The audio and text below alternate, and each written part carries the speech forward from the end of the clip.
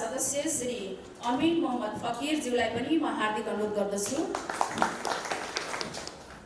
यसैगरी आसन ग्रहण गरिदिनु हुन महिला वडा सदस्य श्री गीता केवटज्यूलाई हार्दिक अनुरोध गर्दछु।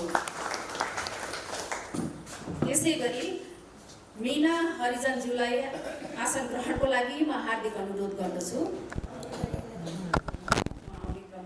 त्यसैगरी आसन ग्रहणकै क्रममा यस वडाका वडा सचिव श्री शिव कुमार यादवजीलाई म आसन ग्रहण गरिदिनु हार्दिक अनुरोध गर्दछु।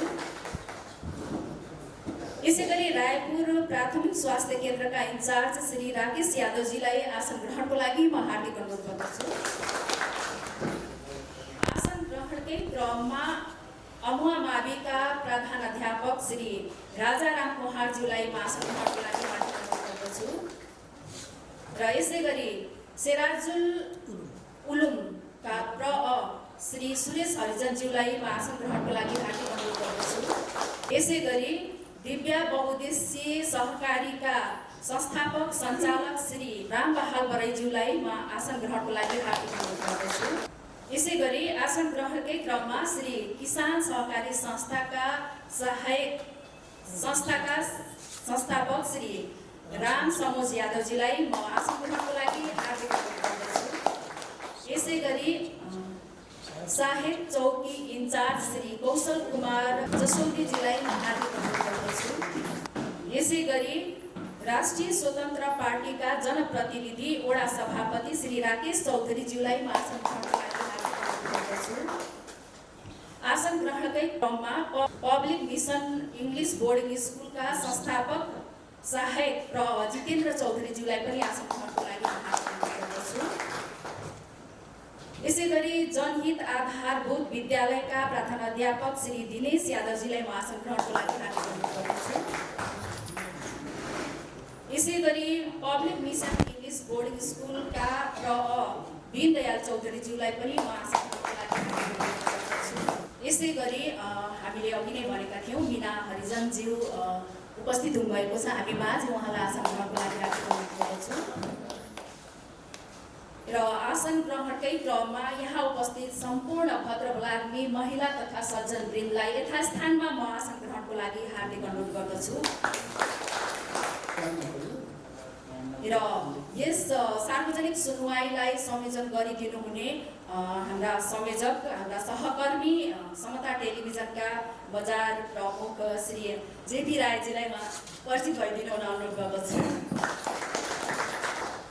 यसैगरी हामी माझ हाम्रा सहकर्मी हुनुहुन्छ समता टेलिभिजनका मनोज छेत्रीज्यूलाई पनि म परिचित भइदिनु हुन अनुरोध गर्दछु। यसैगरी हाम्रा सहकर्मी हुनुहुन्छ असलम खानज्यू, उहाँलाई पनि म परिचित भइदिनु हुन अनुरोध गर्दछु। र यहाँ जति पनि सङ्घ संस्थाका प्रतिनिधि भएर आउनुभएका छ नाम छुटेको छ उहाँहरूलाई पनि म यथास्थानमा आसन ग्रहणको लागि हार्दिक अनुरोध गर्दछु। पाहुनाहरू आउने क्रम जारी नै रहनेछ र आसन ग्रहणको क्रम पनि जारी नै रहनेछ। आसन ग्रहणको क्रमलाई थाती राख्दै म कार्यक्रमलाई अगाडि बढाउन अध्यक्षज्यूसँग अनुमति चाहन्छु। ल यहाँ उपस्थित सम्पूर्णलाई आफ्नो स्वागत मन्तव्य राखेर स्वागत गरिदिनु हुन यस वडाका वडा सदस्य श्री अनिल धवलज्यूलाई म हार्दिक अनुरोध गर्दछु। आफ्नो हृदयबाट एकदमै धन्यवाद दिन चाहन्छु र आफ्नो वाडाको तर्फबाट धन्यवाद दिन चाहन्छु। थ्याङ्क यू, धन्यवाद। यस कार्यक्रमको अहिलेसम्म यो गत आर्थिक वर्षको अर्थात् 2082-83 को कार्यविवरण यहाँहरूको वडामा के कति कार्य भयो, निर्माणका कार्य, अन्य सामाजिक कार्यक्रमहरू आफ्नो विवरण प्रस्तुत गरिदिनु हुन यस वडाका वडा सचिव श्री शिव कुमार यादवजीलाई म हार्दिक अनुरोध गर्दछु। धन्यवाद। यहाँ हमारे वार्ड के गुमाचवारी गाँव पालिका से 1 करोड़ 20 लाख रुपया मिल रहा है, जोने में डिलीवरी पाइप वितरण 500 घर देखिए 800 घर सम्मा 3 लाख, तिरपाल वितरण 1 लाख, पूर्व सेमरा सिलाई कटाई तालीम 3 लाख, वार्ड नंबर 2 संपूर्ण स्वयंसेवका बैग छाता टार्च वितरण 35,000, सार्वजनिक सुनवाई पोखरी फोहर खाने र सफा करने 4 लाख, स्प्रे टंकी वितरण 3,50,000। सार्वजनिक सुनवाई कार्यक्रम 50,000। व्हील चेयर खरीद गरी हस्तांतरण करने कार्य 60,000। अमवा मावी +2 अनुदान 5 लाख। अमवा गांव पश्चिम खैरा जाने बाटो पीसीसी ढलान 8 लाख। पूर्व सेवरा आधारभूत विद्यालय देखी मुख्य बाटो सम्मा पीसीसी ढलान 7 लाख। पिपरामा देखी मुख्य बाटो सम्मा पीसीसी ढलान 6 लाख। बाजार पीसीसी ढलान कार्य 4 लाख। मकुंदगढ़ पुल देखी नाला उदय साइड माटो ग्रावेल काम 7 लाख। मुरियारी गांव पीसीसी ढलान 5 लाख। सुदामा कुर्मी को घर देखी मिल सम्मा पीसीसी ढलान 8 लाख। सोनबरसा गांव देखी बलुहवा पुल सम्मा कालो पात्रे 23 लाख। तारपोल जलान 7 लाख। सानो टेबल जलान 7 लाख। अमवा मावी प्रांगण में टंकी निर्माण 2 लाख। हैंड पाइप जलान कार्य 7 लाख। पांडे पिपरावा मजार टाइल मुमज 2 लाख। पांडे पिपरावा गांव मंदिर प्रखाल शौचालय निर्माण 4 लाख। मकुंदगढ़ शिव मंदिर रंग रोगन 1 लाख। सोनबरसा गांव काली मंदिर ब्रह्म बाबा थान स्थान रेलिंग प्रखाल 3 लाख। ये इतना हमें करके योजना भैल लगभग सब संपन्न हो गए। और हम सावन से काल तक के मने जन हमन के आए भाई हमरे से कल गए संपत्ति कर में 830 रुपया। भूमि कर मालपोत 1,60,832 रुपया 15 पैसा। व्यवसाय ले भुगतानी करने 2,000। अन्य प्रशासनिक सेवा शुल्क 13,900। सिफारिश दस्तूर 1,60,380 रुपया। व्यक्तिगत घटना दस्तूर 1,55,600। नाता प्रमाणित दस्तूर 17,400। अन्य दस्तूर 15,748 रुपया 26 पैसा। व्यवसाय कर 6,000 कुल के 5,32,690 रुपया 41 पैसा हमर काल तक के आए। योजनाहरू हामीले निर्माण गर्यौँ भनेर के भन्नुभयो, यो सब कुरामा यहाँहरूलाई के लाग्छ? सोध्नुपर्ने नबुझेका कुराहरू है, चित्त नबुझेका कुराहरूको साथसाथै आगामी दिनमा कस्तो व्यवस्थापन गरिदिए हुन्थ्यो, आगामी आर्थिक वर्षमा के योजनाहरू राखिदिए हुन्थ्यो भन्ने लाग्छ। यो सबै अब फ्लोर ओपन हुन्छ, यहाँले आफ्नो प्रश्न राख्न सक्नुहुन्छ। हमार बतिया समझ में आवता? बुझल गइल बा? नाइ बुझल गइल बा? जौन सचिव जी बतौले कि यहाँ बनावल गए पोखरा खर्चे ना खर्चा भइल, होमे ना खर्चा भइल हरी होरी, उस सब बतिया में आप लोग की चित बुझल बा या नाइ बुझल बा, सही जगह में पैसा लगल बा या गलत जगह में लगल बा, ये सब बात आप लोग एकदम रिसीवी ना रख के, व्यक्तिगत रिसीवी के उठना बा। यहाँ आप इसके हिसाब से एक हाथ मिला, हाथ उठा के माइक मिली वो में बोला जाए, बाद में लास्ट में यही से अध्यक्ष जी यहाँ से आप लोगों के प्रश्न के उत्तर मिली। बुझल गए हमारा बतिया? तब केहू के कुछ सवाल बात तो पूछल जा, हाथ उठा के। भाषा में आप सबके जानकारी कराना चाहो कि लोकतंत्र में 2007 साल राणा शासन अंत भइले के बाद जब से लोकतंत्र के व्यवस्था भइल, तो लोकतंत्र में जे भी जनप्रतिनिधि होला तो उनके जिम्मेवारी और साथ साथ जवाबदेहिता जौन भी हमन के बजट बनावल गइल बा, जौन हमन के सचिव सर टोटल वर्ष भर के कितना 5 लाख समथिंग पैसा आप सबके सुन रहे हैं, और जौन हमन के 1,20,00,000 के सेलिंग आप सबके सुन रहे हैं, तो ये आप सब सुनल गए और आप सबके गांव घर के योजना हो, तो ये योजना आपके गांव घर में भइल बा कि नहीं भइल बा, ये आप सब लोग जानल जाता। और कुछ में ऐसा योजना बा जैसे एक दो हम आपके बतावल चाहे, जैसे सकरा सुंदरीकरण के पैसा बा 1.5 लाख रुपया, ओकरे में हैंड पाइप जलान के बारे में 7 लाख रुपया, और एक और बा योजना।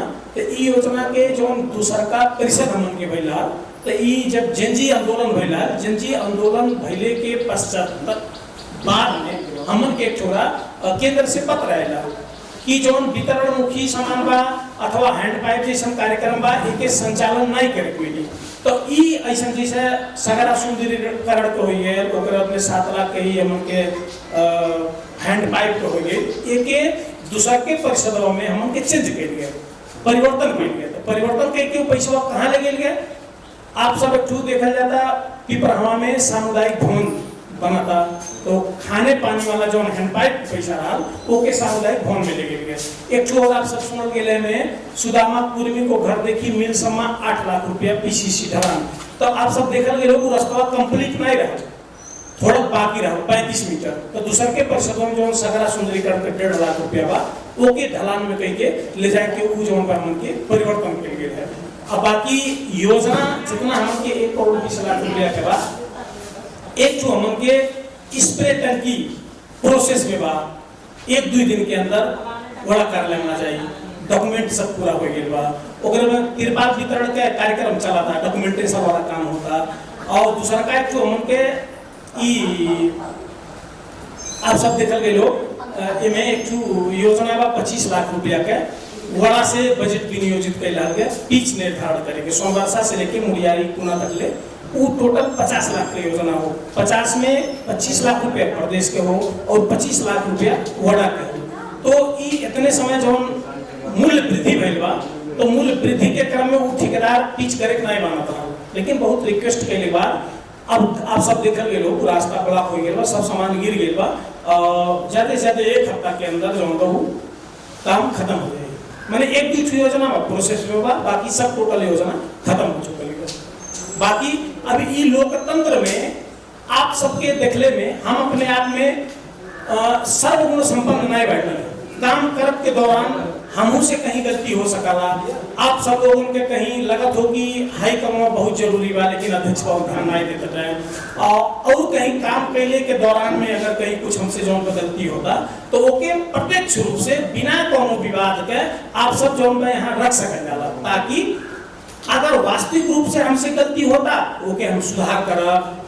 और आए वाले दिन में कौन किस्म के जैसे हम के 8-9 टोला जौन गाँव बा, तो हमारे देखले के हिसाब से हो सकला कि हाई योजना जरूरी बा, लेकिन आप वही गांव घर के स्थानीय होई, आप सबके लिए देखले लगा नहीं हाई जरूरी बा, तो ओकर भी आप सब जौन बा सलाह सुझाव दे सकल जाला। यही क्रम में अगर आप सबके मन में कोनो भी चीज, कोनो भी सवाल, कोनो भी प्रश्न, चाहे वड़ा कार्यालय से हो, चाहे व्यक्तिगत हमसे हो, चाहे योजना से संबंधित हो, यहाँ तक कि अगर गाँव पालिका से भी हो, तो आप सब एकदम बिना कोनो झिझक के अपने मन के बात रख सकल जाला। ये ओपन फ्लोर हो, आप सब लोग केहू के अगर अपने मन के बात रखे बा तो एक जनी अंगुली उठावा ले, ओकर आदमी ई माइक आपके लगे जाई और उस सवाल के लिए हम ओके नोट करके आपके जवाब दे। धन्यवाद। हमें राकेश चौधरी के नाम से जाना ला और हमारी राष्ट्रीय स्वतंत्र पार्टी के यहाँ वडा से सभापति के रूप में हमें पार्टी चयन कर लिया।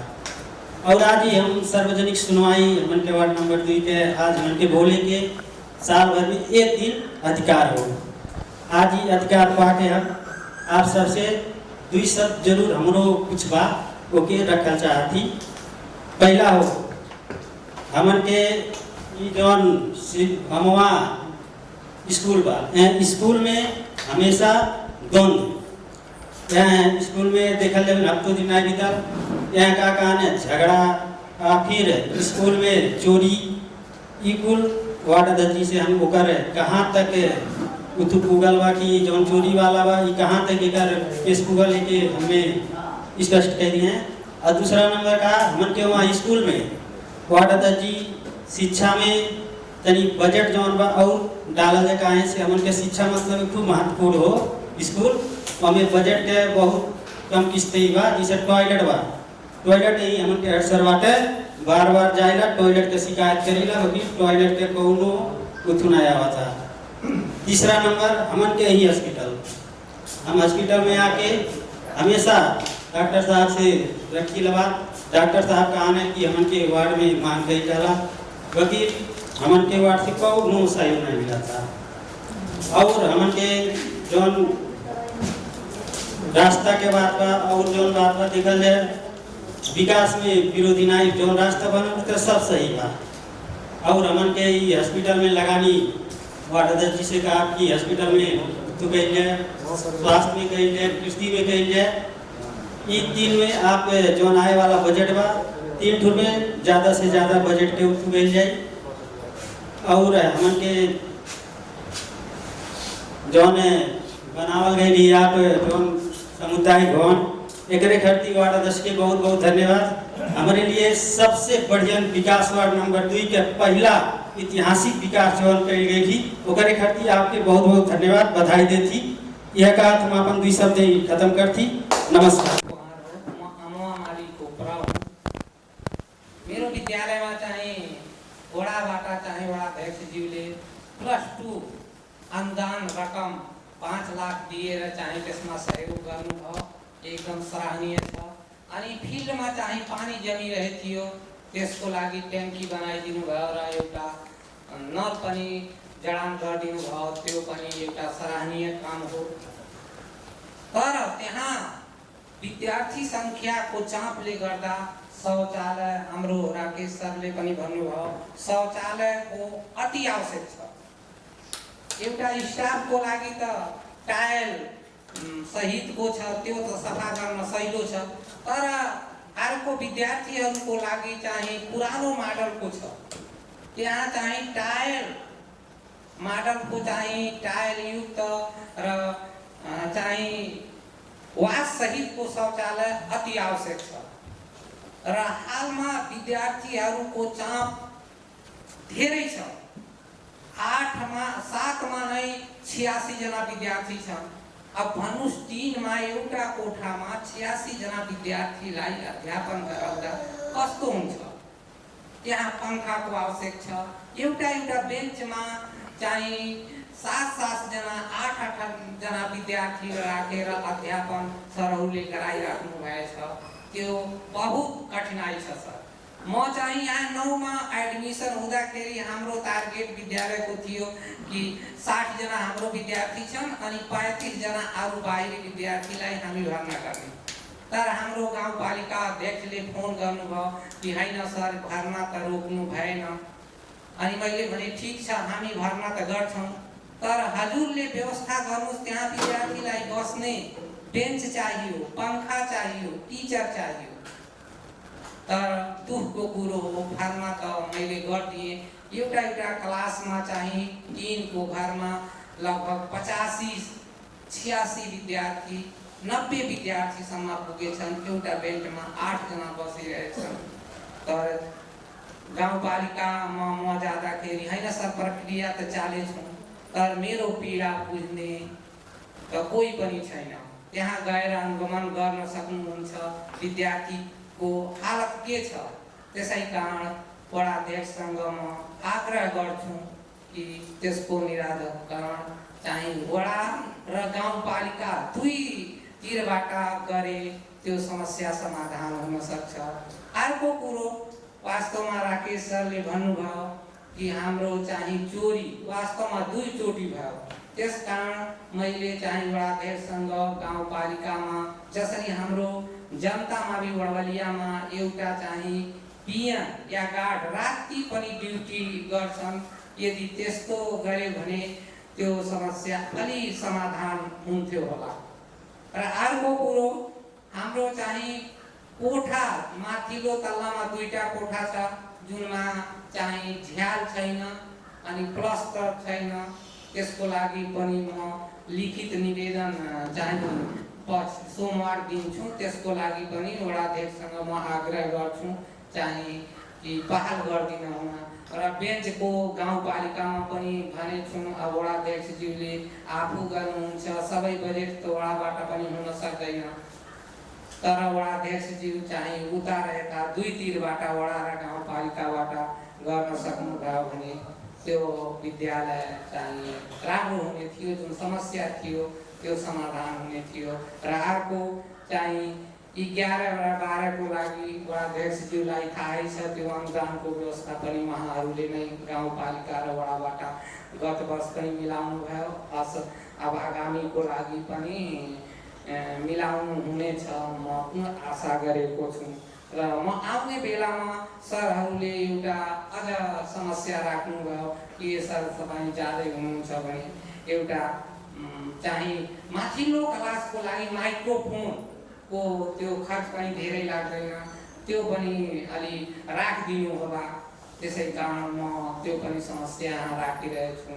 र अन्तमा म चाहिँ वडाध्यक्षज्यूको सराहना गर्दै र गाउँपालिका सँग पनि पहल गर्दै यो अमुवा माविको चाहिँ यी समस्याहरू उहाँ बुझिराख्नु भएछ र अनुगमन गर्न पनि जानुहुन्छ।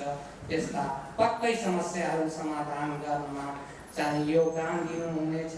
म यही 2 शब्द भन्दै आफ्नो चाहिँ बन्द गर्छु। वार्ड नंबर 2 श्री किसान की सहकारी संस्था को अध्यक्ष। विद्यालय में हम 2-4 बार गए और विद्यालय नहीं है, बाजार है सर। अनुशासनहीनता, अनुशासन के नाम में कुछ हेडमास्टर साहब हैं न कोई टीचर तैरते हैं न प्यून तैरता है। कई बार हमने देखा, इन्होंने कहा था स्कूल को बाहर दीजिए, लेकिन कोई नहीं सुना। वहाँ से घुस कर दूसरी जगह। पहले जरूरी है स्कूल में अनुशासन। वडाध्यक्ष सरले त गर्नुभएको कामहरू सराहनीय छ। त्यो सम्भवतः वडाका थुप्रै सरहरूले हेरिरहनु भएको छ।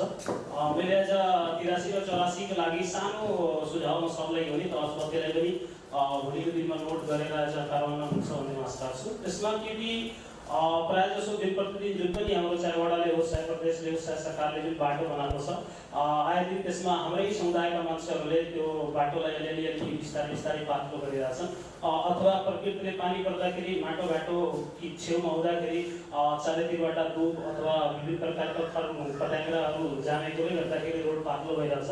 म यही हेर्छु आफ्नै चौकमा उताबाट सरकारी विद्यालयका यताबाट प्राइभेट विद्यालयका जब छुट्टी हुन्छ सम्भवतः बहुत भिड हुन्छ, बहुत थोरै तरिकाले कहीँ डर पनि लाग्छ। र अरू पनि बाटोहरू गाउँघरमा घुमफिर गर्दाखेरि हेर्दाखेरि बाटो एकदम पतलो हुन गइरहेछ। र जुन जुन छेउमा मान्छेहरूको घर छ त्यो मान्छेहरूले पनि पानी नजाओस्। म कतिपय ठाउँमा हेरेँ कि त्यहाँ घर छैन कि यसो उसको फिल्डमा जान्छ होला पानीलाई ठिक साथमा बचालेले सडकलाई थोरै तल्लो पार्ने प्रयास गरेछ। कहीँ कहीँ खेत छ, मेरो खेतमा पानी नजाओस्, किनारमा उसले माटो काटेर होस् अथवा बन्दा बाँधेर होस्। पानी बर्सँदाखेरि सहर जस्तै बिस्तारै बिस्तारै हाम्रो ठाउँहरूमा पनि जब पानी जम्न सुरु भएको छ। त्यसले गर्दाखेरि रोडहरू पनि दिन प्रतिदिन बिगडिरहेका छन्। त्यसमा थोरै थोरै अब ग्रेडिङ गराएर हुन्छ कि किनारको माटोलाई विभिन्न सुविधाको प्रयोग गरेर त्यसले माटो हटाएर हुन्छ कि त्यसलाई पनि अथवा त्यसमा मान्छेहरूलाई थोरै जनचेतनामूलक कार्यक्रम गरेर हुन्छ कि त्यो कसरी हो त्यसमा पनि सहरको नजर जाओस् भन्ने म आशा राख्छु। धन्यवाद। हमने जनहित आधारभूत विद्यालय में पहले हम खारकी पढ़ाता ली, वहाँ सर्व भैले हमें 2.5 साल रहे। हम जब जनहित आधारभूत विद्यालय में आई तो वहाँ विद्यालय एकदम जीर्ण अवस्था में रहा। और हमें ध्यान दे लगाने वो विद्यालय में योजना पारद यहाँ के ये वड़ा के वड़ाध्यक्ष जो के ढेर ध्यान बा। कैसे जब हम आई तो बेंच नहीं रहा, वो जो छड़ वाला बेंच वाला नहीं, छोट छोट वही में बच्चे बैठा रहा, बड़ा बड़ा रहा लेकिन छोट छोट बैठे वर्ग रहे हो। तो वो साल में 81-82 में साथ लगभग 3 लाख लगाने, वहाँ 3 लाख की योजना वहाँ छोड़ ले। कुछ बेंच में लागल और वहाँ इंग्लिश पढ़ाए के टीचर नहीं रहे। और 6, 7, 8 चलत रहे, इंग्लिश पढ़ाए के टीचर नहीं रहे। एक जनी सर विस्थापित भय रहे, वही पे से उस सर के मतलब जिलाधारी के रूप में वो सर के भी परिश्रमी के रूप में काम करें सर। और दूसरा साल में वो विद्यालय के ही सहयोग में कहे पर बाटो के यहाँ मेन रोड से स्कूल में जाके पीसीसी दलान पहले थोड़ा बाकी रह गए वो सर के योजना पर। और टॉयलेट भी एकदम जीर्ण अवस्था में रहा। आजकल वो टॉयलेट देखल जाए एकदम बढ़िया हो गया। थोड़े बच्चे के लिए टॉयलेट ठीक हो गया। पानी की सुविधा भी हर एक चीज की सुविधा हो गई। और वहाँ रह गए वहाँ के विद्यालय के काफी कमजोरी मतलब भौतिक रूप से देखा जाए तो कुछ मतलब रहा विज्ञान प्रयोगशाला पर कक्षा कोठा खाली रहे तो कक्षा 8 के विद्यार्थी बैठे था, लेकिन वो विज्ञान प्रयोगशाला पर लिखाते वो कक्षा कोठा पैक हो गए। अब वो एक ठो कक्षा कोठा कमी हुआ, एक ठो कहा था कि मतलब 3-4 कक्षा कोठा कहाँ से 2 क्लास के विद्यार्थी एक कक्षा कोठा में बैठे बाटे। उन्हें वहाँ 4 कोठे भवन अगर कर जात तो बहुत बढ़िया रहा। और फील्ड में पानी बन जाला, बरसात के टाइम पे वहाँ पानी गांठ भर जाला फील्ड में। कैसे निकले की सुविधा बटले में अगर फील्ड ऊंच हो जाए माटो पटानी हो जाए ऊंच हो जाए तो फील्ड में पानी ना रही। छोट छोट बच्चे बाटे शिशु में बाटे 3 साल के 4 साल को लेके जा में अगर वो खेला तो कहीं डूब गई तो समस्या हो जाए माटो पटानी हो जाए और बेंच की सुविधा हो जाए तो बढ़िया रहा। और सर के 10 सर के और शिक्षा पेशा में देखा जाए शिक्षा क्षेत्र में देखा जाए तो हम हमारे लगाने जाते बात कैसे उस शिक्षा से सर संबंधित बाटे वही नाते और बाहरी सामुदायिक भवन भइल यातायात के बाटो घाटो भइल उकुलते आप सबके कैसन विकास कैले बाटे आप सब समुदाय को होदल जाना दला। लेकिन हमारे कहा मतलब विद्यालय में लगानी ध्यान ज्यादा बा इतने का आप मंतव्य हैं। यह समुदाय यह कार्यक्रम के अध्यक्ष जी लगायत उपस्थित भइल बुद्धिजीवी सर्कल अन्य विद्यालय से उपस्थित भइल प्राय सब लोगन के और संस्था से उपस्थित भइल लोग के और संपूर्ण परिवार जितना भी यहाँ उपस्थित भइल बाटी आप सबके यहाँ कार्यक्रम में स्वागत और अपने तरफ से नमस्कार बा। हमारा नाम राम बहाल परी मटवारी गाँव पालिका वार्ड नंबर 2 सोनबरसा के मुखिया। हम दिव्य बहुउद्देशीय सहकारी संस्था के संचालक और संस्थापक हुए। हमारे बुझाई अनुसार हमारे विचार अनुसार अगर देखा जाए तो मरचुआरी गाँव पालिका वार्ड नंबर 2 से जौन भी सेवा प्रवाह होता बहुत संतोषजनक बा, बहुत बढ़िया लागला। जौन भी कार्यक्रम होला और जौन भी सेवा होला वो बहुत समय से ही हो जाला। ऐसे कौन भी कार्यक्रम हम देखा थी बहुत समय से हो जाता। और दूसरा चीज़ वाड़ा कार्यालय में अगर कौन प्रकार के कौन भी काम करावे के बा तो हमें लेट लपेट ना दिखाला, बहुत इमीडिएटली जौन बा हो जाला। साथ साथ में जौन सर लोग अपन समस्या रखले हैं जैसे हमन के शिक्षा पेशा से हम बिलोंग कर रहे, हमें शिक्षक भी होगी जौन बा तो शिक्षा के विस्तार के रूप में जौन बा कि थोड़ा सा आगे बढ़ा कैसे सकल जाला वो पक्ष में जौन बा हमरो भी कुछ राय बा। जैसे हमन के मरचुआरी गाँव पालिका वार्ड नंबर 2 में सबसे बड़ा विद्यालय जौन बा अमवा भी बा जौन की +2 चला था। और जहाँ तक हमारा अनुभव बा +2 के मामला में या जौन बा SC के मामला में तो ये विद्यालय सबसे उत्कृष्ट मानल जाता। और भी विद्यालय के देखल जाला लेकिन और विद्यालय की अपेक्षा ये विद्यालय के सर्वोत्कृष्ट माना जाता। इस सबसे बड़ी सराहनीय हो सबसे बड़ी खुशी की बात हो उनके मरचुआरी गाँव पालिका वार्ड नंबर 2 के प्रति। और यहाँ के मैंने आप विजिट कर सकल जाला मरचुआरी गाँव पालिका या हम समरी माई गाँव पालिका में दिव्य ज्योति इंग्लिश बोर्ड स्कूल चलावली तो वहाँ भी आप विजिट कर सकल जाला। तो सरकारी विद्यालय में सब में देखल जात हुए आउट ऑफ टेस्ट विद्यार्थी जौन का विद्यालय जाल हैं और ID कार्ड नहीं रहा, ड्रेस नहीं रहा, टाई बेल्ट नहीं रहा, शूज नहीं रहा इत्यादि समस्या देखे मिला। लेकिन यहाँ के बच्चे लाइक मान के चलिए प्राइवेट स्कूल के तरह ही जौन बा चुस्त और दुरुस्त हो के जौन बा जाना बहुत खुशी लगा। दूसरा चीज़ जैसे हमन के सार्वजनिक सुनवाई कार्यक्रम में बाटी यहाँ हमन के व्यक्तिगत रूप से कौन प्रकार के अपन जौन बा व्यक्तिगत और जौन बा कौन प्रकार का क्लेश समस्या ना रख सकल जाला। और दूसरी चीज़ जौन बा विद्यालय के प्रति जैसे एक हमन के एक महानुभाव जौन बा कहला है विद्यालय इनाय हो बाजार हो ये बहुत गलत शब्द हो विद्यालय प्रति। विद्यालय ऐसा पवित्र जगह हो और पवित्र स्थल हो और शिक्षा का ऐसा पवित्र पेशा में बाटी जौन के पूरी समाज विद्यालय पे ही डिपेंड बा। तो ये चीज़ हमन के ना कहे के चाहे यह चीज़ के जौन बा हम बहुत विरोध करत हटी फुल रूप से।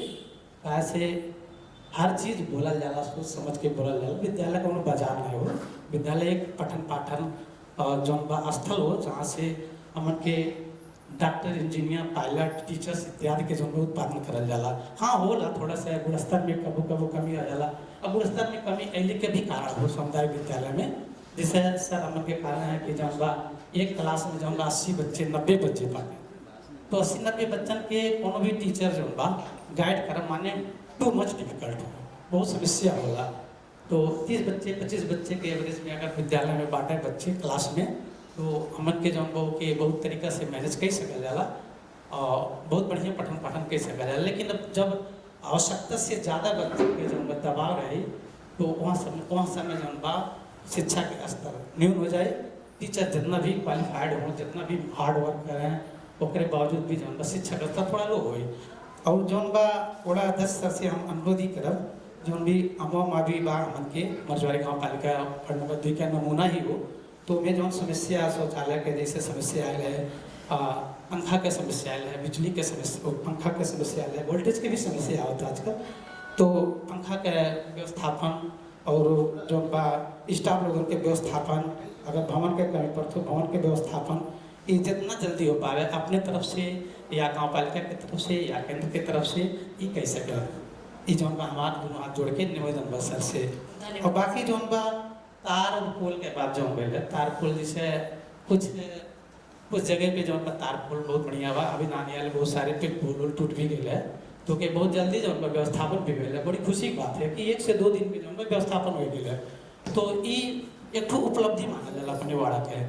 तो जो भी मैंने आवे वाला दिन में सर से हमें निवेदन करब कि जैसे कहूँ तार बा लटकल बा, पोल लटकल बा, तो के जितना जल्दी जैसे घटना भइले के पहले ही सुधार कैले अच्छा चीज़ हो।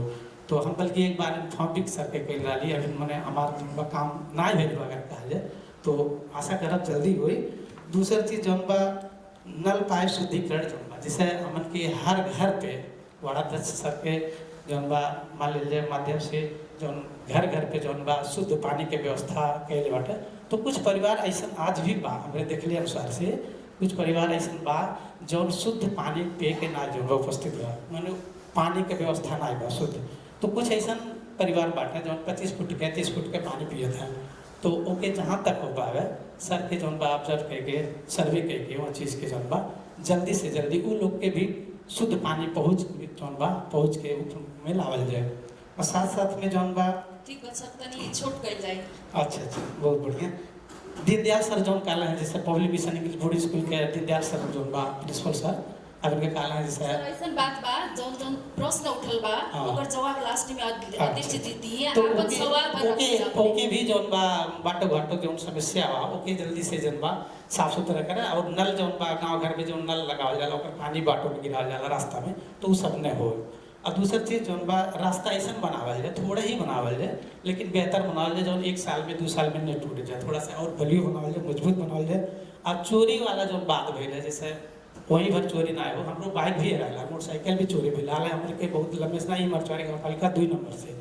तो ओपे जौन बा थोड़ा सा के प्रशासनिक सर लोग भी यहाँ उपस्थित बाटे हैं, वो लोग से भी अनुरोध करब कि जौन बा आप लोग भी अपने कार्यशैली के थोड़ा चुस्त और दुरुस्त रखल जाए, गाँव घर में विजिट करल जाए।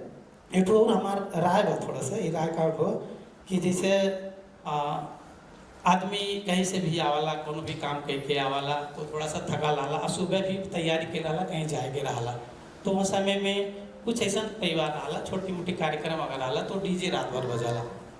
तो अब ये भी एक जौन बा हमन के बुद्धिजीवी सर्कल बाटे हम परिवार सब बा, तो वैसे जौन बा ओके भी नियंत्रित कल जाए, कुछ एक टाइमिंग बनावल जाए, ओकरे बावजूद जौन बा रात भर न चले वो चीज़ के जौन बा सबके डिस्टर्ब कराला। आई जौन बा बहुत दिन से हमारा प्रश्न रहा है ई। और दूसरा चीज़ यातायात संबंधित जो दुर्घटना होता कुछ ऐसा भी हमन के गांव घर में दुर्घटना होता जो ट्रैक्टर पे जैसे साउंड लगा देना बड़ी बड़ी जो आवाज़ बहुत चरको निकला बाहर से जाए पाछे से जाए जो बा सीटी मार ले तब ना निकली और जो बा रास्ता ना मिल पाई, तो ड्राइवर जो बा थोड़ा सा आवाज़ के कारण ध्वनि के कारण से जो बा ड्राइवर दूसरी तरफ रहा ध्यान ना दे पाए, ऐसे भी दुर्घटना हो जाला। ये कुल चीज़ न हो और सुधार थोड़ा सा हो ये चीज़ के प्रति जो बा। बाकी समय के अभाव बनाते समापन वाली विश्राम करते। धन्यवाद। भाषण नहीं खाली आप सवाल रखा जा, अगर सुझाव हो तो सुझाव रखा जा परिचय के साथ। हमारी ये वित्ती बा कहीं से कि ढेर मिला बाटी जा सबके कोनो को कौतूहलता होई हम कुछ 2-4 शब्द बोली तो एक मिला सब टाइम ले दिए तो कैसे होए यो ध्यान दिए। धन्यवाद। कार्यक्रम सञ्चालित मेरो नाम राकेश प्रसाद यादव, म यही रायपुर केसीको कार्यालय परिकुलमा कार्यरत छु र यो म्यामले पहिले भनिसक्नुभएको छ धेरै टाइम नलिँदैन भने त्यही पनि मैले टिपिकल मेरो रिपिट क्वेसन आउन सबभन्दा पहिले त मैले वडा अध्यक्षले धन्यवाद भन्न चाहन्छु के मामलामा भन्दाखेरि र सर्वप्रथम म यो अध्यक्षजीको अनुमतिले भोजपुरी ल्याङ्ग्वेजमै मैले कुरा गर्न चाहन्छु किनकि म्याक्सिमम मैले भोजपुरी ल्याङ्ग्वेज बोल्दा बुझ्नुहुन्छ भने आशा गरेको छु। सबसे पहिले त वार्ड अध्यक्ष जी के धन्यवाद कहना भी देख चाहते काश कि एक पहले भी जौन बा आप लोग देखल गेलो जब हमन के रायपुर PSC और जौन बा सड़क से मुड़ल जाता अलगे तो हर एक बरसात में जौन बा हमन के वहाँ मोटरसाइकिल फंसे, साइकिल वाले फंसे, उसके बाद में डिलीवरी जब भी आवे तो हमन डर लगे कहीं वहाँ कहीं पिछला के गिर न जाए। आज भी जौन बा मैंने वो ढलाई हो गई बा तो ओकरे लिए जौन हम ओड़ा के सर के संपूर्ण सर के हम धन्यवाद देना चाहते थे। धन्यवाद एक मामला में भी देना चाहते थे जैसे ये जौन बा हम के वार्ड नंबर 2 के वार्ड जी रायपुर PSC के व्यवस्थापन समिति का अध्यक्ष भी हो गए। संस्था में कोनो भी किस्म के वाला प्रॉब्लम वाला ओकरे जौन बा हम क्विक रिस्पांस उनके देला ओकरे लिए भी धन्यवाद देना चाहते थे। रहल बात जैसे मर्चुरी में गाँव पालिका के सर जौन बा प्रवक्ता भी हो गए एक वजह से जौन बा हम कुछ जौन बा संस्था के प्रति जौन बा हमन के लगल जौन पूरा स्टाफ की तरफ से ये रखे चाहत बढ़ी हमन के मर्चुरी में आप लोग भी देखल जाला तनी सा हल्का फुल्का पानी है लाइन कट ऑफ हो जाला कोनो भी थोड़ा सा हल्का सा पानी है तो वो लाइन कट हो गया।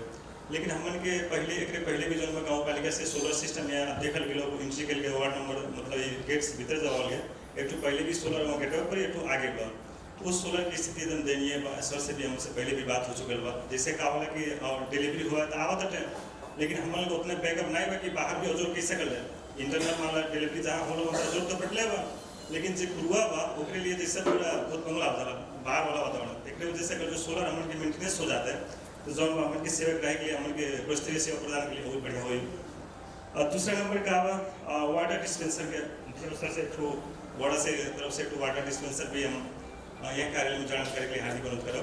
खास कि अब ठंडी के मौसम आते हैं कोनो भी गर्भवती के लिए बाद हमन के कहा जाए पानी गर्मा के थोड़ा सा पिए दे तो पानी गर्मा के लिए मान लो हमन के 1 बार 2 बार गैस के मान लो यूज कर जाते हैं लेकिन ऐसा कितना दिन बाटे कि गैस पे पारे के भी नहीं मान लो न सकत हो तो हमें जो अगर हमन के वाटर डिस्पेंसर जो हमें ज़्यादा लगानी भी नहीं बा अगर जो हमन के संस्था में जड़न के दिया जाता है तो जो स्टाफ से लेके संपूर्ण सेवा ग्राहक के लिए भी हमन के सेवा प्रदान के लिए बहुत बढ़िया हुई।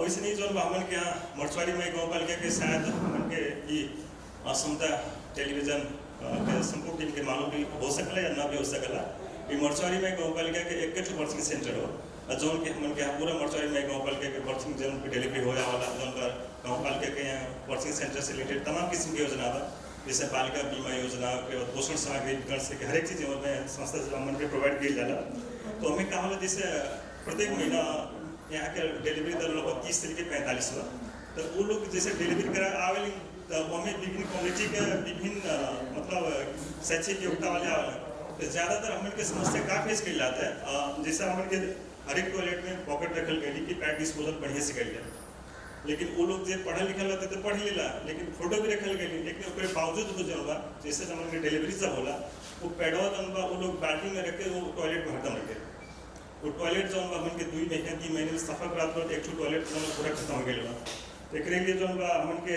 गोड़ा की तरफ से जैसे विद्यालय में पैड डिस्ट्रॉयड मैचिंग होला वैसे अगर जो हमन के संस्था के मिल जाता अगर जो उसे भी जो हमन के स्वास्थ्य में जो बैठो प्रस्तरीय सेवा प्रदान के लिए आसान रहा और साथ साथ जो सर के भी सर एक बारे में पहले भी बात कर चुकल बाटे लेकिन फिर भी जो रिपीट करे चाहते थे हमन के यहाँ संस्था में एक्सरे मशीन ले जो 4 वर्ष हो गए गाँव पालिका अध्यक्ष भी यहाँ इसी फ्लोर में आके यहीं से सर मुझे एक बार वैकेंसी भी फ्लोर है लेकिन मैंने पावर नहीं ली मुझे संचालन नहीं बनी भी हम एग्री करते थे लेकिन जो ओके आप लोग के कार्यकाल में जहाँ जैसे अगर संचालन के मिले अगर जो तो यहीं के मनी जो प्रस्तरीय सेवा प्रदान करे लिए एक बहुत बढ़िया फ्लोर मेंटेन हो जाए यहाँ से एक छोटा छोटा भी फ्रैक्चर हो जाता तो करीब जो उनके भैराना जो 26 किलोमीटर लंबे जो बजा के सेवा लिए पड़ता है एक वजह से अब मर्चुरी में गाँव पालिका के आप वार्डच भी हो जाला गाँव पालिका के प्रवक्ता भी हो जाला एक वजह से जो एक्सरे मशीन संचालन के लिए एक पहल करे पड़ सर एक हमारा ऑफिशियल रूप में जैसे हमारे एक वोल्टेज का समस्या में आप लोग भी देखा जाता पंखा वैसे बा तो हमारे यहाँ ट्रांसफार्मर तो 22 के भी जन बा लेकिन का वो 22 के भी यही संस्था की भी सप्लाई शुद्ध रहे के बहुत है एक वजह से हमें वोल्टेज ट्रांसफार्मर बढ़ाए पड़ी कि क्या करे पड़ी जो एक लिए जो गाँव पालिका से थोड़ा सा पाल के किसान को सुधार करे पर लास्ट में जो भाई हमन के जहाँ बैठल गए अगर जो ओड़ा की तरफ से अगर जो जिप्सम के व्यवस्था हो जाए तो अगले आवे वाले जो सार्वजनिक सुनवाई वही जो बात तो शायद हमें क्या आशा रही कि जो भाई हमें जिप्सन लग के बढ़िया से हमन के बैठ के गर्मी पसीना ने बहा के जो ये सार्वजनिक सुनवाई में हमन को उपस्थित हो जाए एक लास्ट अगर जो हमन के डिलीवरी जोन होया वाला अभी भी आप देख सकते ले जाके डिलीवरी जोन भी होया वाला ठीक है एक तो बेबी का बच्चा का 9 महीना वैसे भी 4% है लेकिन आफ्टर डिलीवरी जोन हम जब डिलीवरी हो जाला तो वो रूम के टेम्परेचर जाके देखा ली तो जो भी बच्चे जन्मा दे 99 100 उनके एस्टिमेट टेम्परेचर पूछा था गैस की कोठा के भौतिक संरचना जो हमन के जौन में बराबर जो हमन के एटलीस्ट एसी जोड़ देल है वो जौन बा हमन के गर्भवती जौन में एक सुपेरी भइले बाद एक जौन हमन के स्वास्थ्य में जौन हमन के ऐसे प्रदान करे वाला सेवा सुविधा बा वो भी यहाँ के जनता के लिए जौन बेटू प्रस्तरीय सेवा में आवाला हमें जिस लगाला अंत में जौन बा राज्य भी हरदम हमन के सुनल के लिए स्वास्थ्य में जौन 10% बजट छुट्या है कि जौन राज्य भी कहला तो गाँव पालिका से भी आशा बा मैंने कुछ बजट जौन स्वास्थ्य में विनियोजन भइले हो लेकिन जौन मेनली फर्स्ट प्राथमिकता वाले का हमारे जौन सुतकेरी के लिए जौन हमन के व्यवस्थापन करे पड़ल और उसके बाद में एक्सरे मशीन जौन कैसे हुई जौन वार्ड अध्यक्ष जी के हम विशेष आग्रह करब कि जौन आप लोग के कार्यकाल में एक्सरे मशीन जौन संचालन कर दिले ये का अपन विषय बंद करते हैं नमस्ते माछों के मां के हम लोग विद्यालय मां दशा पैसा जो लोग को मौका हम लोग के विद्यालय मां अलिकता समस्या सा तेमा यहाँ और समय भन्न चाहन्छु हाम्रो त्यो समस्या साथ गरिदिनु हुनुको लागि म पुनः अनुरोध गर्छु उहाँहरूले गाउँघरमा थुप्रै कार्यहरू गर्नुभएको छ त्यो त्यसको लागि धन्यवाद छ हाम्रो विद्यालयमा 3 वर्ष बितिसक्यो कुनै पनि काम हुन सकेको छैन यहाँ पर्खाल छैन अनि विद्यालयको किनारमा पोखरी छ सबै बच्चाहरू उभिएर गर्छन् सानो बच्चा छन् यहाँ पोखरीमा गइहाल्छन् खेल्दा खेल्दै यहाँ पर्खाल निर्माणको लागि एकदम आवश्यक छ हाम्रो धार्मिक अनुदान थोरै आउँछ त्यसमा लगभग 1.5 लाख रुपियाँ जतिमा शिक्षकलाई दिइहाल्छौँ 1.5 लाखमा विद्यालय खर्च सबै खर्च भइहाल्छ पैसा केही बस्दैन त्यस कारण म पर्खाल लगाउन सकिरहेको छैन अनि न त गेट छ बाहिरबाट मान्छे आउँछन् बिजुली बत्ती तोडिदिन्छन् सबै काम गाह्रो भइरहेछ अनि यसलाई छैन अनि शुद्ध खानपानीको पनि व्यवस्था छैन यी सबै व्यवस्थापन थोरै बजेट छुट्याएर गरिदिनुका लागि म यस वार्ड नम्बर 2 का अध्यक्ष शशिलाल सरलाई विनम्र अनुरोध गर्छु यति भन्दै धन्यवाद। वार्ड अध्यक्ष के सामने हम अपना 2 शब्द रख रहे हैं इस समाज के पूरे समाज के सामने और हमारे मार्चवाड़ी नंबर 2 सोनवर्षा गाँव कसरत भराई और हमारे मार साहब ने बात बोले हैं तो हमको बहुत अच्छा लगा है लेकिन एक काम मार साहब नहीं बोल पाए भूल गए इसलिए हमको कहना पड़ा हम बड़ा अध्यक्ष के सामने रखते हैं अपने जवान को कि हमारे गांव में बहुत इमरजेंसी है 3 पुल अगर टाली भी जाएगा तो अगर जरा सा हाथ उठ गया ऊपर तो गया सा 3 पुल जरूरी है और एक सवाल और है बड़ा अध्यक्ष से हम कह चुके हैं और हाँ कर दिए हैं हम उसके लिए हम बहुत तसल्ली है कि गढ़ा में पूरे गांव जाते हैं उधर से गढ़ा के साथ पानी ज़्यादा रहता है तो उसके लिए भी हाँ कर दिया लेकिन पोल के लिए प्रश्न हम उठा रहे हैं कि उसमें बहुत बड़ा खतरा होगा कभी भी हो सकता है पंडित जी और मार साहब के घर के सामने वही किया ध्यान देंगे बस यही से हमारा बीच कर एक छोड़ के किसान हम समस्या कार्य कर रही कितना जरिए बेचारों को प्रस्ताव रख रहे लेकिन कृषि वाली बात को कुछ ना डालिस कृषि खातिर पूरा नाला साफ करे खातिर बात उस बजट होला एक साल की नहीं होला एक प्रश्न ही अगर जो पानी का निकास नहीं हो पावता यही के बासिंदा सब हो कि ताले में कितना पानी जम जाला कि नहीं भर जाए तो पूरा मशीन तक खत्म नहीं होना ओकर निकास संबंधी चाहिए फिर दूसरा जो छोट छोट अमल से पूरा नाला निकलल बा ओके पाट पाट सब अपन खेत बना देलिस ओके सफाई की तरह होई कि नहीं हुई दूसरा संबंधी डॉक्टरी हमारे के यहाँ बा बहुत बेहतरीन बा कोनो कमी नहीं बा फर्क का बा एक कमी है मजबूत बा प्रसूति सेवा बहुत बेहतरीन बा लेकिन ओकरे अलावा और कोनो चीज के जैसे मान ली को पेट दर्द के दुखात बा रात्रि सेवा या कुछ नहीं बा ओकरे व्यवस्था वाली बात करना चाहते हैं। दूसरा शिक्षा संबंधी सब साथी लोग रख रहे हैं हमें प्रत्येक साल 2 साल 3 साल से लगातार कब शीशी कैमरा टूट जाता कब जंगला अलमारी टूट जाता कब कंप्यूटर उठा ले जाता पियून राखे खर्चिन चपरासी खर्चिन 4 6 5 2 2 3 4 जवन दिन खातिर बाटे 4 दिन 3 दिन जो हो रात खातिर का थोड़ा गाड़ लाके करते ना व्यवस्था हो पावता। दूसरा का हो बिजली आई बा पोल खेत पहुंचल बा लेकिन गांव में कर पंखा चलौले खातिर स्टेबलाइजर लगोले भी ना ओकर कैसी का पहल हुई ओकर के चाहत कि हम। दूसरा नंबर बा रास्ता जोन बनल ठीक है बा जवन नाई बनल बा अगर जो नाई पिच हो पावता नाई ग्रामीण हो पावता तो पर 2-4 टाली जो मिसकट अथवा कुछ हो पावता अगर जो ऊ हो जाता बढ़िया रहा। तीसरा नंबर का होगी खाने पानी की व्यवस्था भाई लेकिन लागत तो खाली देखने खातिर भाई अब आगामी होई कि ना होई तो वो बढ़िया बा ना होई तो काहे नहीं होई। चौथा आगे हमन की है गाय गोरू भैंस सगड़ी तमाम बाटे साल में कम से कम जो सरकारी द्वारा टीकाकरण होत बा अथवा सुई लागता ओके लागे चाहिए। और यहाँ से जब जाए जाला पशु अस्पताल में रायपुर के डॉक्टर साहब हमारे भैंस गोरू गाय के ही समस्या बा वहाँ के जानकारी का मिला चला हम आवत ठीक तो वो बेचारू आ जाइए कि बिहार ये कोनो ठिकाना नहीं बा आइए कि नहीं है ओकरे बारे में हम जानना चाहती या कहीं आप जानना चाहता। और समस्या का बा हमारे वाला नंबर 2 में जैसे साधारण सभा जब होला तो बड़ा अध्यक्ष साहब लालन जी साहब सब बाचा कराए कि इतना मोटर दे दे इतना टंकी दे दे अगला बजट में दे दे अब फिर बजट में दे दे लेकिन वो उपलब्ध नहीं होला। ओके अध्यक्ष सचिव के अब जितना सहायक बाटे सदस्य बाटे बन के जवाब दे तो आप हटा जाला वो होई कि नहीं होई।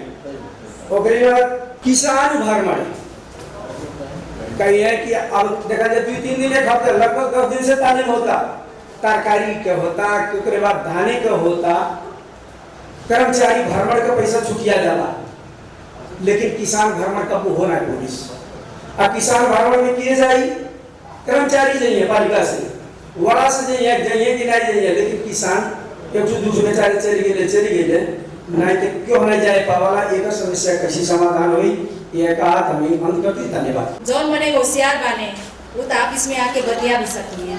आज ये जेकर बात वहाँ तक जाके नहीं कह पाइए उनके खटिन खास में सार्वजनिक सुनवाई तो आप सब लोग नहीं बोलल गए क्योंकि बोले कि इच्छुक हुई तो बोलल जा नहीं तो मन के अंत और जाती।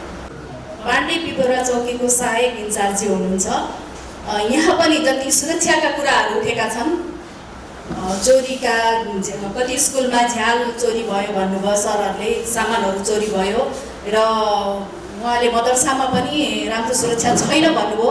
यो सुरक्षा सम्बन्धी यो किन यसो भयो होला यो सम्बन्धी यहाँले सम्बोधन गरिदिनु होला मैले अनुरोध गरेँ। हाम्रो तो सुरक्षा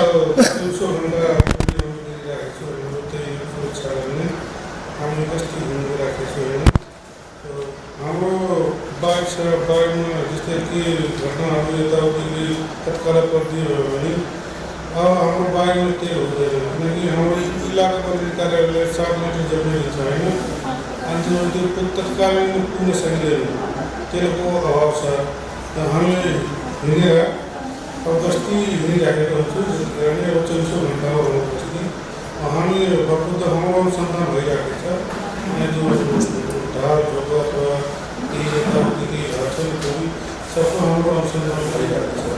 ल त्यसो भए अब चाहिँ यहाँ विद्यालय व्यवस्थापनका कुराहरू आएका छन् धेरै जसो यहाँ विद्यालयका कुराहरू आएका छन् विद्यालयका पूर्वाधारका कुराहरू छन् फर्निचरका कुराहरू छन् खाल्टाखुल्टी पुर्ने कुराहरू छन् होइन बाटो बिचेका कुराहरू छन् र साथसाथै यो विद्युतको भोल्टेजका कुराहरू छन् यी सबै कुराहरूलाई सम्बोधन गरिदिनु हुन म यस मर्चवारी गाउँपालिका वडा नंबर 2 का अध्यक्षज्यूलाई म हार्दिक अनुरोध करें।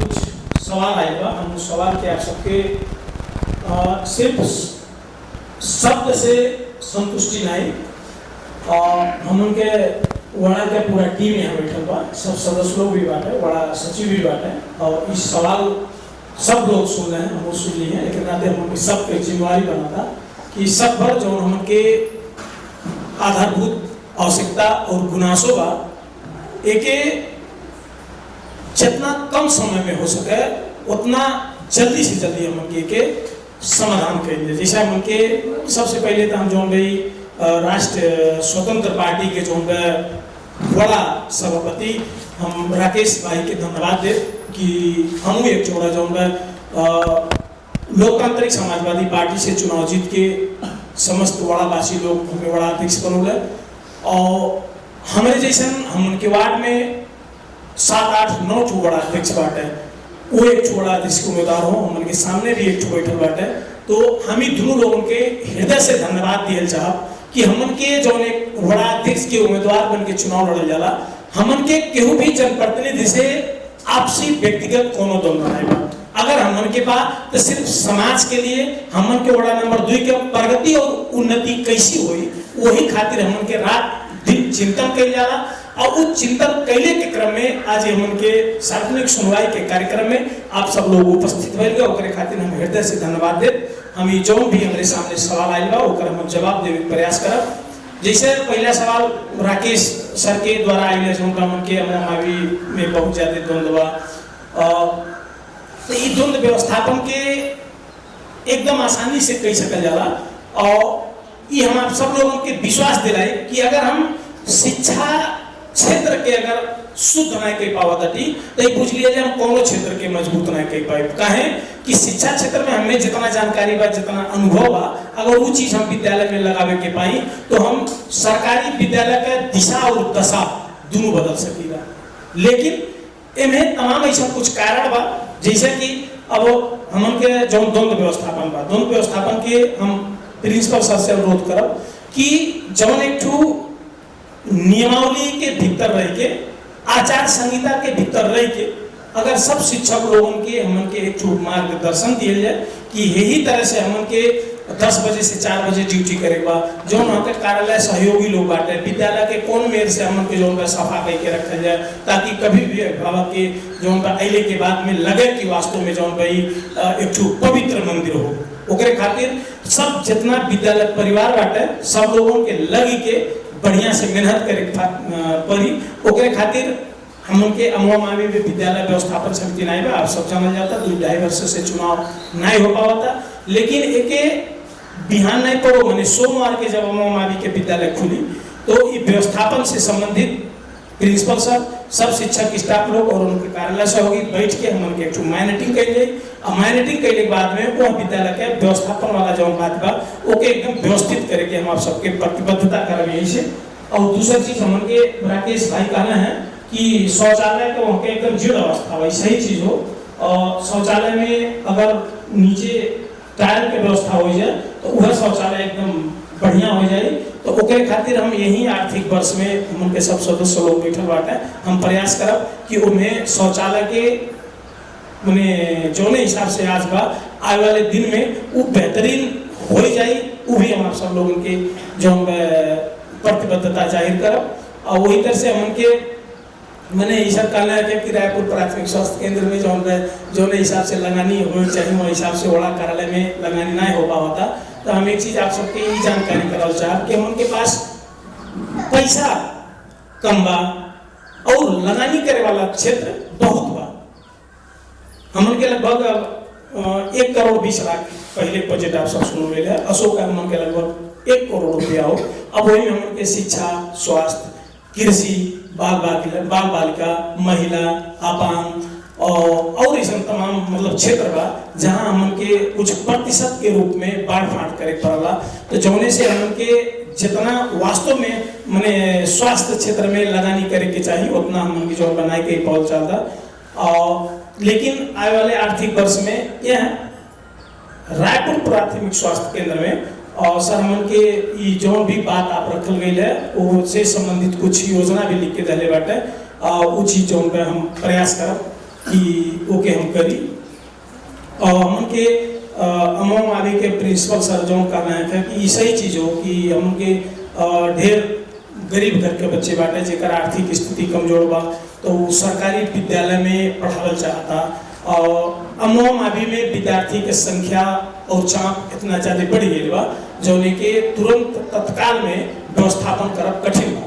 जैसे कुछ ऐसा चीज बा कि ओके हमन के व्यवस्थापन कई सकल जाला, जैसे बेंच डेस्क हो गई, एके हमन के व्यवस्थापन कई सकल जाला, लेकिन भौतिक संरचना जौन बा और शिक्षक के रखे के वहाँ ये थोड़ा सा लंबा समय के प्रक्रिया हो। ये चीज कहिए में हमें के एक ठो गाँव पालिका वड़ा नंबर 2 का वड़ा अध्यक्ष नहीं, एक ठो गाँव पालिका के जिम्मेवार व्यक्ति, गाँव पालिका प्रवक्ता रहने के नाते से भी ये चीज हम अपने वड़ा कार्यालय से जितना संभव हो सकी, जैसे संभव माने जो कक्षा 9 और 10 के लड़के कोठा में बैठे थे, पंखा नहीं बा और प्लास्टर नहीं बा, तो ये चीज हमारे बड़ा कार्यालय से ये चीज हम व्यवस्थापन कई सकीला। एक हम आपके व्यवस्थापन जो हम करीब प्रयास करब। और दूसरे जो हमन के कक्षा कोठा में 80-85 विद्यार्थी बांटे, तो वास्तव में 10 बजे से लेके 4 बजे तक अगर शिक्षक 80 विद्यार्थी लोगों के पढ़ाने तक तीन अगर बोला था 7 पीरियड, तो बहुत जांगर लगी। तो वो जांगर न लगे ओकरे औजी पर जो एक सर मन के कहना है कि माइक्रोफोन उपलब्ध करा जाए, ताकि शिक्षक लोग धीरे से बोलिए तो 80 विद्यार्थी लोग बढ़िया से सुन पाइए। एक खातिर भी माइक्रोफोन में ढेर लगानी भी नहीं लगी। तो यही आने वाले आर्थिक वर्ष में जो है हम माइक्रोफोन भी जौन जरूरतमंद शिक्षक लोग बाटे कि वास्तव में जेके माइक्रोफोन बिना काम नहीं चली, तो उनके हम जो माइक्रोफोन के व्यवस्था मिलाई।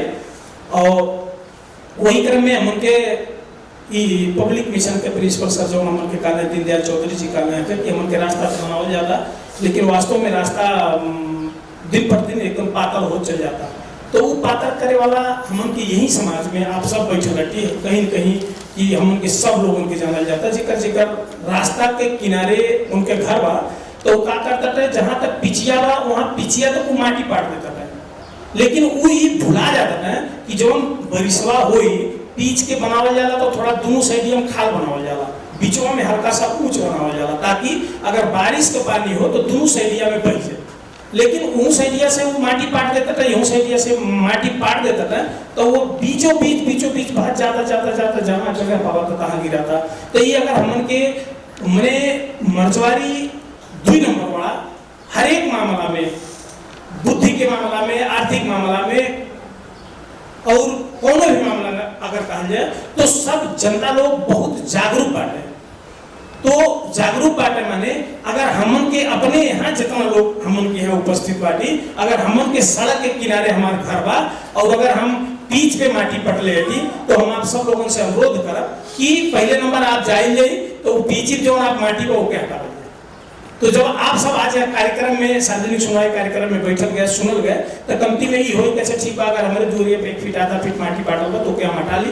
रह गए आने वाले आर्थिक वर्ष में एक हम हटौले को उपाय जो हमन के बीच बनाए वाला ग्रेडर होला, वो ग्रेडरवा के अगर हम रोडवा के दोनों बगलिया से टोटल जितना हमन के वार्ड में सड़क बा अगर ओके हम छील दें तो ऑटोमेटिक खाल हो जाए, खाल हो जाए, पानी आराम से जो निकल जाए।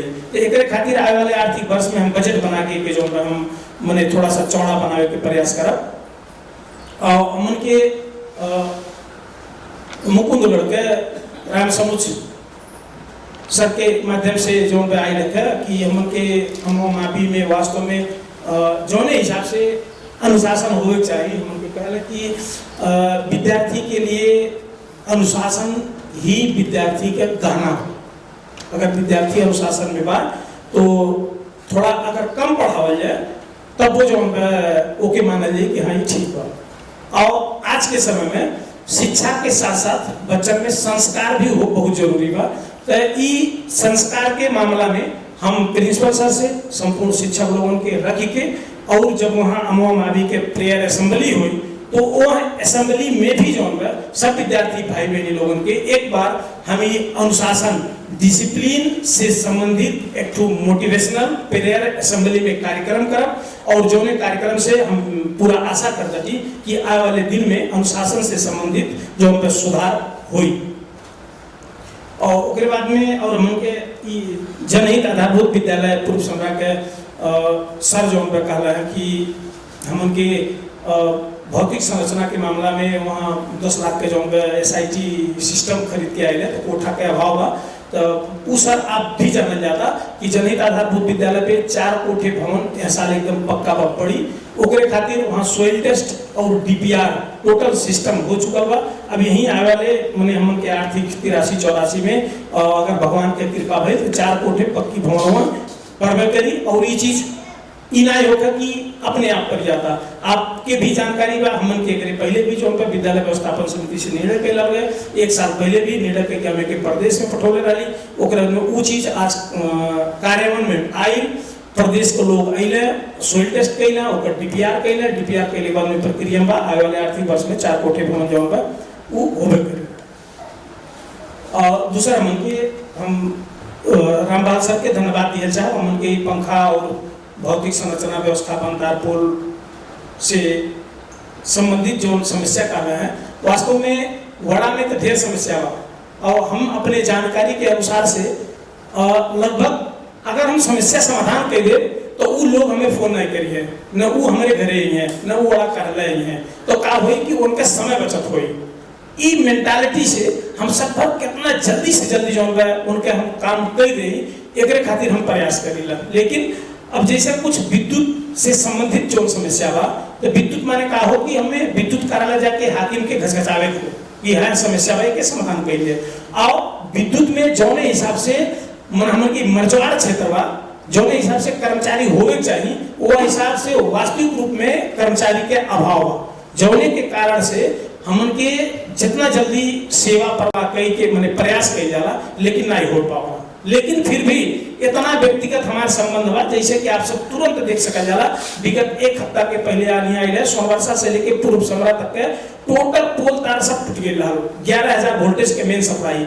लेकिन हाकिम से कह के ओकरा में जौन मझगांव के कर्मचारी लोग बाटे वो लोगों से रिक्वेस्ट कह के 3 दिन के भीतर एकदम जल्दी से जल्दी, हालांकि हमें लगा था कि 3 दिन भी पहुंचाते समय लग गई और पहले होवे चाहत रहा, लेकिन वो लोग पहले 11,000 वोल्टेज ठीक कैले है। बाद में जब गांव में हमन के लाइन आ गई है तो जो कृषि से संबंधित जगह जगह पे कृषि वाला भी तार पोल टूट गई है, ओके भी व्यवस्थापन कर देना। इतने समय हमारे वड़ा में कहीं ऐसा मतलब एको पोल आएगा, चाहे कृषि के हो चाहे आवास के हो, कि कहीं विद्युत गड़बड़ हो, सब ठीक ठाक हो गई बा।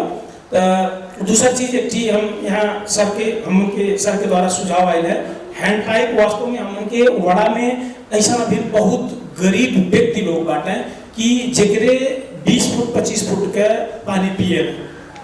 हम आप सबके पहले ये मंतव्य में कहली है कि यह आर्थिक वर्ष में हम के हैंड पाइप जड़ा नहीं करे के मिलल, लेकिन हम एक मरचवाड़ी गाँव पालिका के तलो स्तर के नेता होंगे, लेकिन कुछ ऐसा भी अब हम के नाम तो नहीं ले, लेकिन यही आर्थिक वर्ष में हमन के वड़ा अध्यक्ष लोगों के कही गए कि हैंड पाइप जड़ा नहीं करे मिली, लेकिन गांव पालिका से जो हैंड पाइप जड़ा कही गए, ऐसा भी जो सुने मिलल और प्रमाण भी बा। तो जब हमारे जैसा जनप्रतिनिधि अपने में अगर तालमेल नहीं हुई, तो आपके देखले में गरीब लोग बाटे उनके घरे नल की आवश्यकता बा, और हमरे देखले में अगर वड़ा में ऐसा बहुत से घर बा कि जेकरे घरे वास्तव में वो कभी गाँव नहीं पहिया, ऐसा ऐसा गरीब घर बा, लेकिन हमन के जो वड़ा नंबर 2 में नल गड़ावे नहीं मिला, तो नहीं मिलल वो पैसा हमारे चेंज कर लिया, बहुत बढ़िया जगह लगल, एक ऐतिहासिक काम है। लेकिन आए वाले आर्थिक वर्ष 83-84 में हम लगभग आप सबके विश्वास दिलाई कि हम के हैंड पाइप जड़ान हुई, और जो एकदम गरीब व्यक्ति लोग बाटे जो वास्तव में वो हैंड पाइप जड़ान नहीं कर पाई हैं, उनके घरे जो जड़ान करे हम प्रयास करब।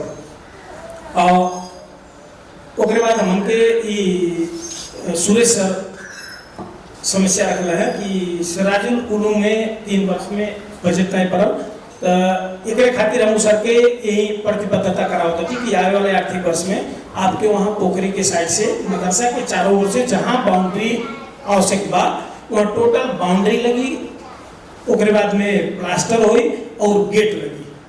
इतना काम जो है सिराजुल उलूम में आने वाले आर्थिक वर्ष में होगा करी। और हम के दशरथ जी की ओर से सवाल आए है कि 3 पोल की जरूरत बा। अभी व्यक्तिगत रूप में आप हमें बतावल कि कौन जगह जरूरी बा, ओके हम जो जल्द से जल्द उनका समाधान करे प्रयास करब। और अंतिम में जो हम के राजेंद्र बाबा की तरफ से सीधा प्रश्न नहीं भैल है कि खुला नाला जो सब लोग पाट कर ले तो ओके साफ होई कि नहीं होई, तो हम एकदम प्रश्न रूप में कहना चाहते थे कि एकदम पक्का होवे करी। लेकिन ये खुला में जब हम के बजट डाला जाला तो हम के देश के जो एक मूल कानून बा, जो कानून के भीतर हम के रह के चलल जाला, हमारे काले के सेंस जिला के दर रेट हमन के नाला साफ करावे के अगर कहल जाता तो गांव पालिका के जिला का दर रेट हो 2500 रुपया प्रति घंटा। 1 घंटा अगर जेसीबी चली तो 2500 रुपया वो जिला मतलब हमन के गांव पालिका का रेट हो। लेकिन वो चीजिया के जब तक ओवरसियर इंजीनियर एस्टिमेट नहीं करी है तब तक हमन के जेसीबी नहीं चला मिली।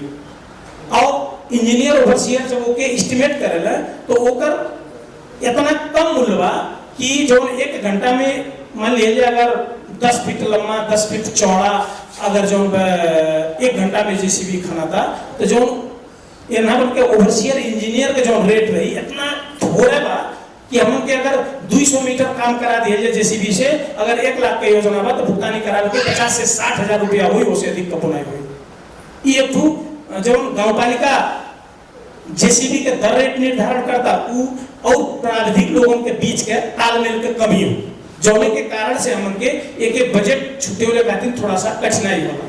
जैसे और दूसरे जुआई लेकर तार पोल के समस्या हम आपको बता दी एकदम प्रश्न रूप में हमन के कृषि में सब लोग इतने समय डीजल के मूल्य कहाँ पहुँच गए बा।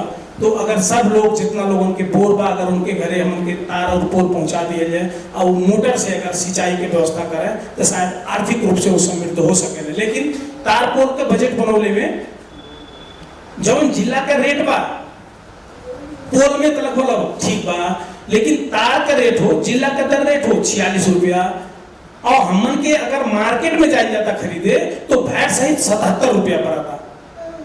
अब 46 रुपया हमन के गांव पालिका पैसा दे और ये हमन के अगर भैरवा से खरीद के लिया जाता तो 77 रुपया 1 मीटर के। अब 1 मीटर में कितना अंतर बा सोचल जाए। तो ये चीज के लिए हम पर साल भी गांव पालिका में उठौली ओकरा में सीडीओ से भी मतलब कंप्लेन कैली कहे कि हमन के जब जिला का दर रेट निर्धारण होला तो वहाँ हमन के अधिकार नहीं रख हमारे वहाँ बैठ के समस्या के रखी हमन की समस्या ऊपर जैसे गांव पालिका अध्यक्ष जी हो गए प्रशासकीय हो गए सीडीओ तक हमन के पहुँचाए तो वहाँ से का सुन ले माइल कि जब ये सब जिला के व्यापारी लोग बैठे तो व्यापारी में जब तार के व्यापारी होला वो लोग कबो नहीं करते हैं तो जब नहीं आवे ना तो ये लोग अंजादी जो रेटवा डाल देना। तो फिर हम प्रश्न कैली अगर अंजादी रेटवा डाले तो 100 रुपया मीटर डाल दिया जाए कहीं 46 रुपया डाला जाला। लेकिन अब हम के अगर तार पोल की योजना हम के कृषि क्षेत्र में न डाल जाए तो लोगों जो कहिए कि भाई हमें 2 पोल मोली तार मोली नहीं दे पोल तो ऐसा तमाम समस्या बा कुछ ऐसा योजना बा जो में हम के काम के लिए में तनिए जो कठिनाई होला।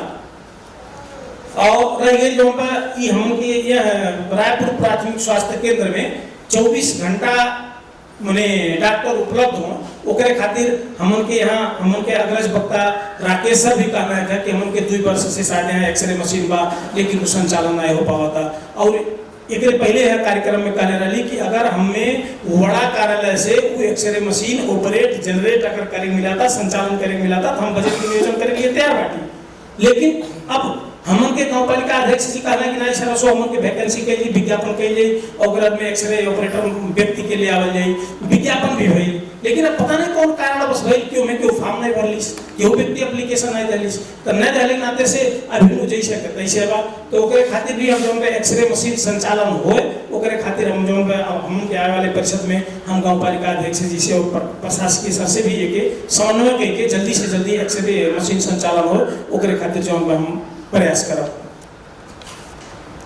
और बाकी एक ठो हमन के गाय गोरु के टीकाकरण के बारे में तो अभी तक तो हमें मतलब ई गाय गोरु के टीकाकरण में हम बजट वास्तव में नहीं छुटले रही लेकिन आने वाले दिन में हमें के गाय गोरु के टीकाकरण करे के खातिर हम कुछ न कुछ जो में बजट जो उनका छुटिया और दूसरे में बात आई लेकिन कि पशु डॉक्टर के अगर हमके फोन किया जाता तो आवत कहत जो उनका नहीं आवेला तो हम आप सब लोगों के सामने प्रतिबद्धता करब कि आप गांव पालिका में जो डॉक्टर लोग बाटे वो डॉक्टर लोगों के नंबर लिए वो लोगों के फोन कइले अगर समय पे नहीं आवत है तो हमरो नंबर ले रहा जाए ओकरा में फोन कइले कि हम उनके फोन कइले लेकिन वो आवत नहीं बाटे तो वो काहे नहीं आवत है उनके अवधि पर यह किस्म के जो हम माहौल बना के प्रयास करब।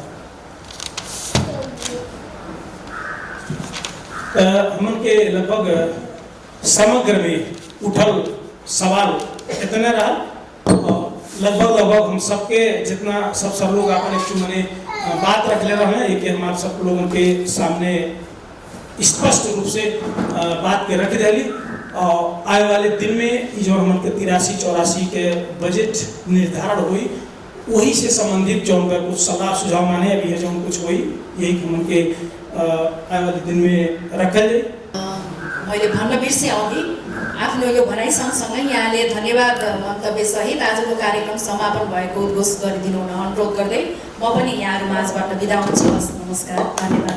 जैसे हम के बारे में आपको क्लियर कर दिया जब उनके जो पूंजीगत खर्च हो रहा है, जो चालूगत खर्च हो रहा है, चालूगत खर्च वाले जैसे ऐसे भ्रमण हो गए, उसके बाद में कोनो चीज़ खरीद हो गए, तो ऐसे से संबंधित जो उनके गृह मंत्री से पत्र आयल बा कि यह टाइप के कोनो योजना नहीं बना सकल जाला, लेकिन जैसा हमन के गाँव पालिका से निर्देशन आई वही तरह से हमन के काम करे हो।